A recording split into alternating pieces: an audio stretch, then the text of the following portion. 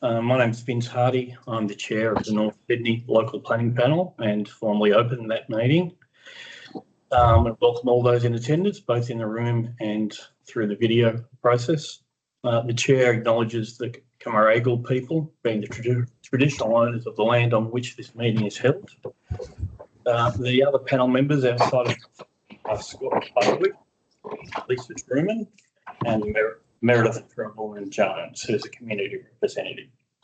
There's no apologies been recorded, and we've also sought for declarations of interest, and the panel members have all expressed there is no declarations of or potential conflicts of interest for any of these items. Letting all people know the panel is being video recorded and will be loaded onto the council website tomorrow. And please note that no private electronic recording of the local planning meeting is permissible.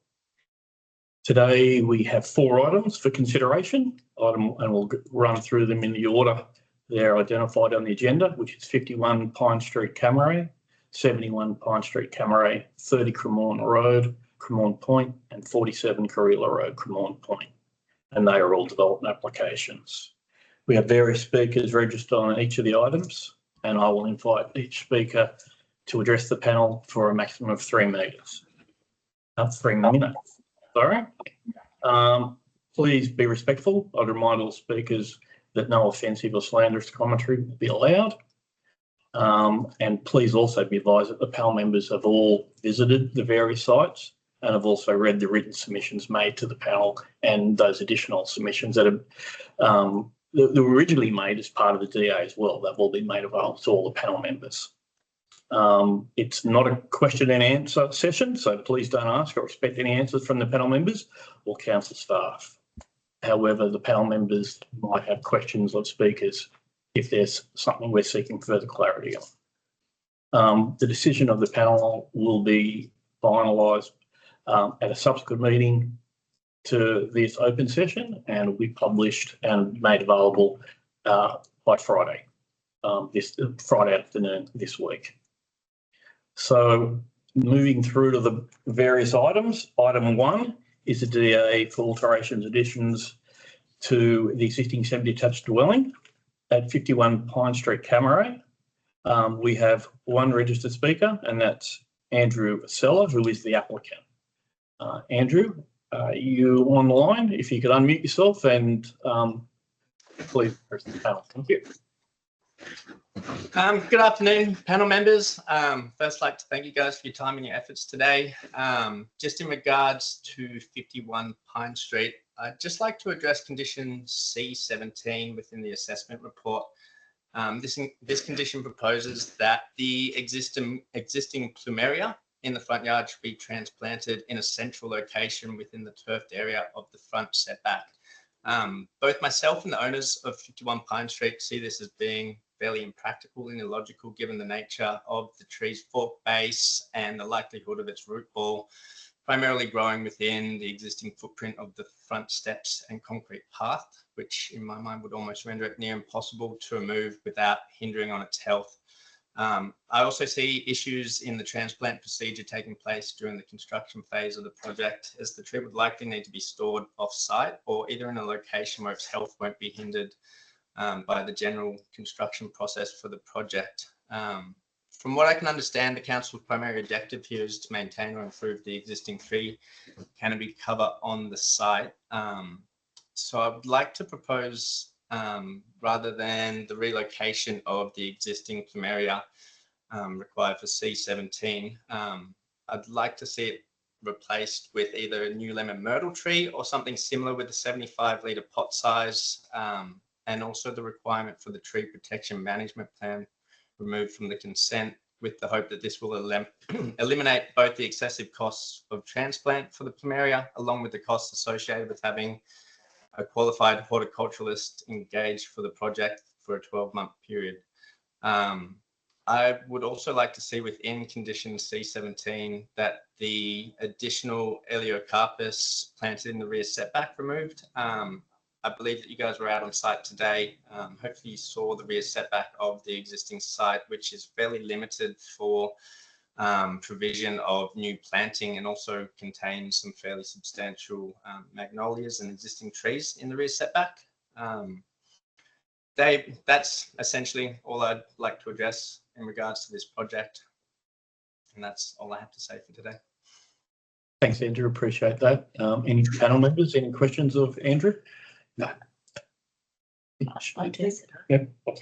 Sorry, Andrew, could you repeat which kind of tree you would like to have instead of the lemon myrtle or similar? Potentially, yeah, a lemon myrtle, which we've proposed one of them already within the front setback. So I'm sort of just rolling with the fact that it will tie in with that already approved tree that will be planted in the front setback for the project. Yeah, thank you. That's fine. Okay, Andrew, thanks. Appreciate your time. Thank you, panel members.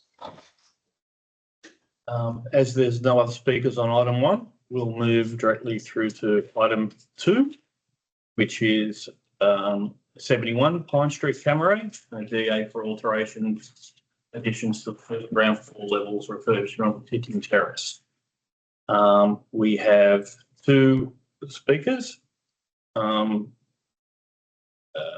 And we have Jemana Moore, interior designer, House to Home. Yeah, and are you speaking on behalf of the applicant? We actually don't have anything to say. We've read through the report. We can see that it's been recommended for approval. It was really suggested to us by the planner that we be available in case you had any questions. That's all. Okay, I appreciate that. All right. Any questions, panel members? No. We have no questions. Thank you. And then the architect was also Alexandra Chogum. They were all also, I'm assuming that's the same situation for them, is it? Correct. Yeah, okay. The panel have no further questions. So thank you for your attendance and participation. And we'll the results of the panel hearing will be made available by the end of the week. Thank you. Thank you. Okay, item 3 is DA 371/23. The address is 30 Cremorne Road, Cremorne Point, and it's a change of use from a residential flat building into an attached dual occupancy, including alterations and additions and associated landscape works. We have one registered speaker, which is Stephanie Brancaziano. I'm sorry, I apologise if there's a mispronunciation there, but you have 3 minutes to speak, Stephanie, and please proceed now. Okay, thank you. Can you hear me okay? Yeah, we can. Fantastic. Good afternoon, members of the panel. My name is Stephanie Brancaziano. I'm the applicant and the architect for this matter, and I'm here representing the owner of the site. First of all, we'd like to thank the council for their collaborative approach in reaching the recommendation for approval for this DA. Now, we've reviewed and support the council's assessment report and their recommendation for the approval, with one exception to condition C19 regarding section 7.32 contributions for affordable housing. And this was submitted to the panel in writing for your review. We are requesting that the panel reviews and reconsiders condition C19 as it is not applicable to this DA. It appears that the council has imposed the contribution levy using information that was not published and thus not publicly available until well after the DA was in fact lodged with the council. Importantly, we note that the definitions under the SEP Housing 2021 apply in this instance, including the definition of the relevant period, which is 5 years and ends on the date of that the DA is lodged, as well as the definition of the rent and sales reports, which mean that the rent and sales tables are published by the Department of Communities and Justice. We sought confirmation from the DCJ that the publication date for the December 2023 quarter rent and sales tables was the 26th of February 2024. However, the DA was lodged by the applicant on the planning portal and, satisfied the requirements of the EPA regulation on the 23rd of December 2023. So this is approximately 8 weeks prior to the publication of the rent and sales table. The council assessment report relies on this December 2023 quarter median rental table to justify the levying of the contribution. However, this quarter should in fact not apply. Notably, both Unit 1 and Unit 3, which are the apartments in question, satisfy the previous quarter, being September 2023. And that was the only data published at the time of the lodgement. Now, even if the council used the 9th of January 2024 as lodgement date, and this is the date that follows the payment of the invoice for the application, this December 2023 quarter rent and sales table had still not been published by the DCJ. Hence, we submit that this information cannot be used in assessing the requirements of the Section 7.32 contributions for affordable housing. And we'd like to seek assurances from the panel that the levy is not applicable based on the reasons I have just outlined, and thus that the council cannot impose this condition C19. So I'm happy to take questions from the panel, and thank you for listening. Thank you. Thanks, Stephanie. Appreciate your inputs. There might be some questions from the panel members. Yes. Just on the point you were just making, Stephanie, about when the rent and sales reports were published. Yeah. I'm just reading from the SEP, and it talks about median rental level for a relevant period means the average of all the median rental levels specified for the relevant period in the rent and sales report. And it's the rent and sales report for the period. It doesn't say anything about the date in which the rent and sales report is published, because by definition, if you have a rent and sales report for a quarter, it will be published sometime after that quarter so that the data can be compiled and then published. And I'm just not seeing anything, unless you can point me somewhere where it's about what rent and sales data was published on the date of lodgement. It's more seems to be about the rent and sales period, the rent and sales report published that covers the date of lodgement. Yes, so sorry, you're referring to the definition of the relevant period? Is that correct? I'm referring to the definition of the relevant period, yes, and the definition of the median rental level, which yes, is for a relevant period. So the 5 years from the date of lodgement, whichever one we pick, whether it's the January or the December date. Sure. But either way, it's specified for the relevant period. So either way, in the rent and sales report, it doesn't say the rent and sales report that was available on the date of lodgement. It just says the rent and sales report covering the relevant period. But I guess my point is, by definition, if you're collecting data for a 3-month period, it stops on the 31st of December. There's a period in which the data is collected and published for the quarter ending on December the 2023. So just 2 points there.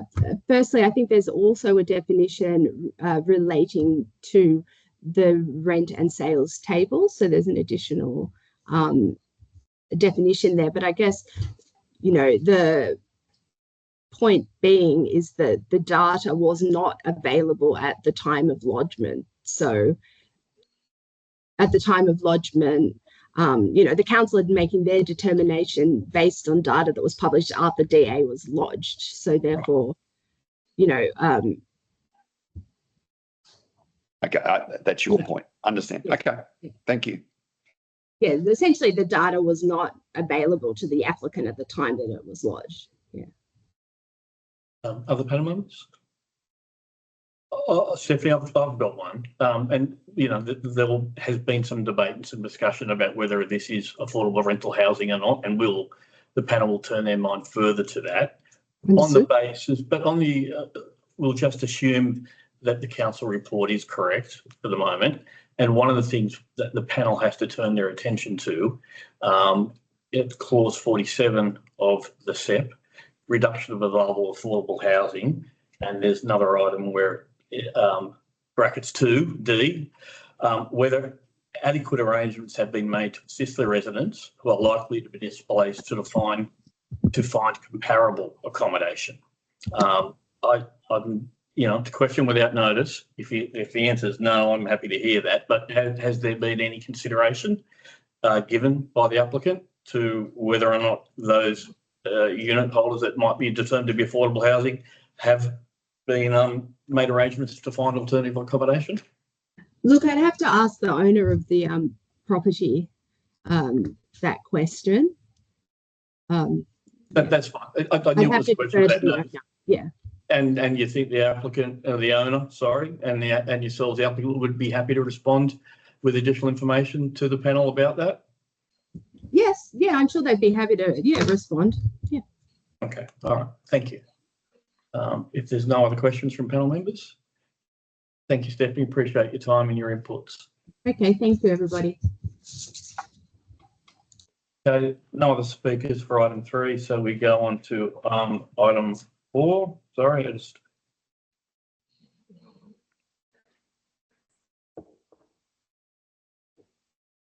which is DA 81/22 at 47 Carrilla Road, Cremorne Point, and it's alterations and additions to an existing detached dwelling, including a 2-storey rear addition and a new garage structure at the rear with a driveway bridge to Carrilla Road. We have, I think, a number of speakers, including objectors. I'll go to the objectors first. Actually, is it Amber Holstein? Holstein? Hi, yes, Amber Hollenstein. Yeah, Holstein, sorry for the mispronunciation. Right. You've got 3 minutes. Please commence now. So this site is unsuitable for off-street parking or large-scale development under the current planning and environmental controls. The council's assessment report makes it very clear that the applicants must comply with the current controls. Accordingly, the applicants must stop repeatedly lodging DAs that are incompatible with the current controls, the site and the locality. The site, as you'll have seen this morning, has very significant development constraints, including the adjacent council cliff and the fig tree, and the significant and last remaining public view of Mossman Bay from Carrilla Road over the site. Existing car parking structures on Carrilla Road were built under different or no planning controls, and none were built under the current planning controls. Over 3 years, the applicants have lodged 3 sets of DA plans and documents that are full of extreme breaches of the LEP, DCP and SEP biodiversity and conservation, and the level of overreach of these DAs has been astonishing for the community. This DA documentation also contains dozens of false assertions and information, for example, the inaccurate height of the parking structure, and statements that are demonstrably untrue, such as this development will not have an adverse impact on the surrounding sites or the public domain, and assertions that the cliff is on the applicant's site when it is not. The DA documentation is also misleading by omitting key information that is against the applicant's interests, including information that has been specifically requested by council years ago. For example, there was no tenacity view loss assessment and there was no impact analysis whatsoever regarding the significant side setback breaches of either the parking structure or the dwelling extension. The DA also contains obviously deficient written requests for an exception to the height standard because they're full of false statements or irrelevant considerations. This DA has been nothing short of an abuse of process. For over 3 years, the applicants have caused great expense, time and stress to the neighbourhood. The neighbours have had to review 3 separate sets of DA plans and documents and respond to 2 public notification periods. The public has made over 52 submissions. Because the applicants failed to provide proper information in their DA, the neighbours, at their own cost, have had to obtain their own professional view loss assessments, solar diagrams and arborist's report, not to mention engaging town planners and legal advisors. We fully support the council's recommendation to refuse this DA in full, and the applicants must now stop repeatedly lodging non-compliant DAs. Thank you. Thank you, Amber. Appreciate your inputs today. The second speaker is Peter Kelly from 30 Carrilla Road.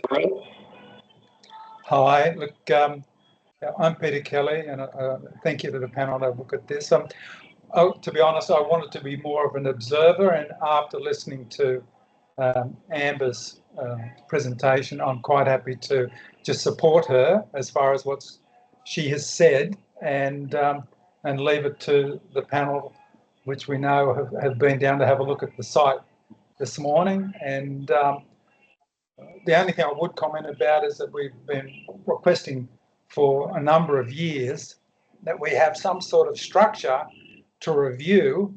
And finally, that structure did appear, but it appeared, I guess, for the benefit of the panel. It didn't appear to give us any opportunity during the period to actually see what was going on at the site. And that's my only comment, is that the structure is now for everybody to see, with the height and all that available. We would have liked to have seen that earlier on, and but that would not have affected our objection to it, because the primary concern is the complete loss of what is a diminishing amount of vista views from Kareela Road to Mossman Bay. And that's all I'd like to say. Thank you. Thanks, Peter. Appreciate your inputs. Thank you. The third speaker is an applicant representative, Suzanne Clark-Nash. Hi, thank you to the panel. Is there any other objectors before me? Because I would like to make sure I address any of their concerns. Yeah, not that I'm aware of, no. I think you're the final speaker on the item. Okay, no, that's fine. I just wanted to make sure so I can make sure I cover it. Look, thank you very much for the panel for attending. We really appreciate it. My clients are presently overseas, and so is the architect. So unfortunately, neither of them can be here today. Firstly, Ione and Richard Church are 50-year residents of North Sydney, and they've lived at the subject site for over 30 years now. Richard's a local vet, and Ione has been a volunteer with the Bush Care and Streets Alive projects for more than 15 years with North Sydney Council. They really love their environment. These are not developers. They are people that want to be in that site. They want to age in that property, and they've been strong community members. So, I think that that needs to be said. The whole reason for this application is they need better access to that property. They're in their 60s. They want to age in that property. And the existing walkway is incredibly unsafe. For anybody who went down there today, it's quite clear, it's not a safe access to the location. This is the only property on the lower side that does not have a garage. It is literally the only one. There is 2 houses up. There is in the process of being built a garage structure. So, this is the last remaining site that has not been provided with that. Look, the main issues on this application, and I hear what the neighbours are saying, that, this has taken a long time, but Rich and I were actually trying to work with council to see if we could come up with something that addressed everybody's concerns. We made repeated requests to the neighbours to get access to their properties so we could do a full view analysis, so we could actually try and make sure that where the structure goes minimises any impact on the view. And we were denied access by all of them. The clients actually sought the use of a drone to try and get the best view analysis. And in the end, they've recently put up the structure so that there's a really clear indication of what the actual structure would look like and what the impact on the views would be. Now, the main issues are, of course, the tree, the impact on the views, the height of the structure, and the SEP. I'll start off with the tree. Rich and I love that tree. They've had numerous requests from neighbours to remove that tree, or to request that council remove that tree, and they've said no repeatedly over the years. That tree gives them total privacy from the street, and it's a wonderful sculpture in their garden to look up at. So they're very mindful that anything they do, they want to keep that tree. They do not want to lose it. They had 2 arborist reports on that tree, and both of those reports made it very clear that the tree would survive any trimming, and that it would be that, any pruning of that would be okay. I think I'm going to run out of time. I'm just very mindful of that. Susan, I'll give you another minute or two just to cover the issues. But thank you very much. You said 3 issues. You got through one. So we'll have to give you another minute or two. The impact on the views, I think we can see from the structure today that the majority of neighbours on the opposing side, on the opposite side, they actually look over the structure. We've lowered the structure significantly compared to the adjoining garages on either side. And that was done deliberately to try and make sure we minimised any impact on the view to the properties behind. Under the tenacity principles, there is always the allowance that there will be some view loss, but we actually think we've done really a lot of work to make sure that's a minimised view loss. Likewise, from the street, when you're standing in that street, you still have that slot view through the left-hand side between the property, the two properties, that has still been maintained. And in fact, you know, up and down the street, you get those slot views still between many of the properties.